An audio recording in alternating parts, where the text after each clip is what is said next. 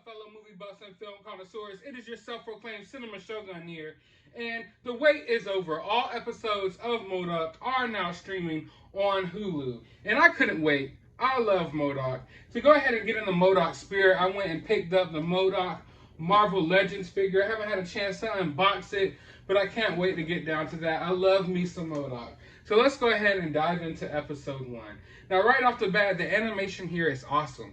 I don't know what to call it, though. It's kind of like Robot Chicken, but there is like some 3D render graphics as well. I even saw Patton Oswalt in like a mocap suit, so I'm not really sure how they did the animation for the show, but it's awesome. I know Seth Green's one of the people behind it, so maybe he brought his little like Robot Chicken flair to the show, but I'm really digging the animation.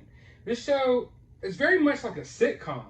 Like, there's interesting camera angles. It almost feels like a Modern Family at some points. And M.O.D.O.K himself is very much a family man in the show. This episode is very much about him and I guess the problems that he's having with his wife. He has a kid. He's the leader of AIM. And there's this new PC woke type of dude who's coming in who's trying to take over AIM. And that's where I guess you get the conflict for this episode.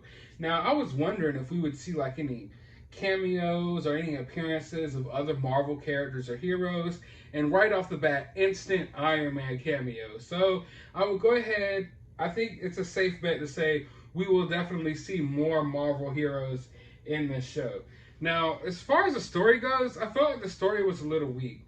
My girlfriend like literally checked out of the show almost instantly. She's not a big like nerd MCU Marvel type of person, but she digs most of the MCU stuff. She loved WandaVision. She checked out about halfway in Falcon and the Winter Soldier. And in this show, she just automatically had no interest in it at all. And I kind of use her to gauge like how like the general audience might feel about a show like this. I had trouble, honestly, even myself, keeping interest in the story as the story was going along. I had a lot of trouble like really focusing on the story. It was kind of bland and just unimportant to me. But the animation had me transfixed. Like I was locked on the screen looking at the animation and so transfixed and like in awe by the animation that I totally like by the end of the episode hardly even remembered what I just watched. Like it was just, I don't know. The story definitely didn't do it for me. Now there's like a, I don't know, there's like a lot of M.O.D.O.K's jokes fell kind of flat. And like the humor in the show just, it just wasn't there for me. The humor wasn't there. The humor of this show is just the fact that this show is humorous. We have M.O.D.O.K, who's a serious character that doesn't look serious, but he's a serious evil character, and now he's more jokey, and this is a lighthearted show. So that's where the humor is. But as far as like the jokes, all of them basically fell flat for me. I didn't laugh like I don't think a single time. And I'm not trying to be mean, but I'm just being honest. Now, in this episode, M.O.D.O.K actually loses control of AIM, and it comes under like this new management that's kind of like PC, that finds like a lot of things that M.O.D.O.K does, like, you know, problematic. And I felt like it's kind of ironic because I've actually made the mistake of following Patton Oswalt on Twitter.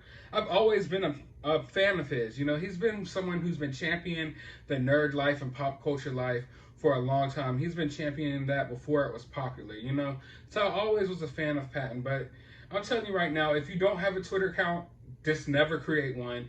Please never create one, because once you create one and you follow some of these people, it's going to put a sour taste in your mouth. Not necessarily because of their politics, but because of how they drill it into your head, and they're relentless with it.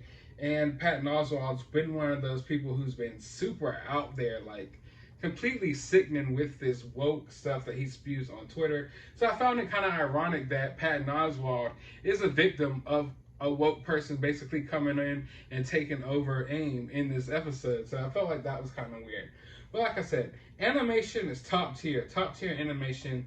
I mean, I'm gonna check out future episodes of the show.